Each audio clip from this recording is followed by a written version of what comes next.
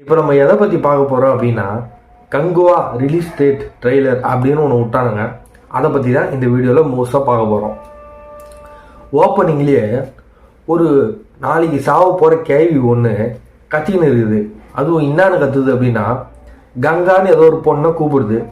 சரி, அந்த பொண்ணு தான் வந்து நிற்கும் அப்படின்னு பார்த்தா சூர்யா வந்து நிற்கிறாரு. ஒருவேளை சூர்யாவோட பேர் கங்கா நினைக்கிற இந்த படத்தில். அதை வந்து படம் பார்க்கும்போது நம்ம தெரிஞ்சுக்கலாம்.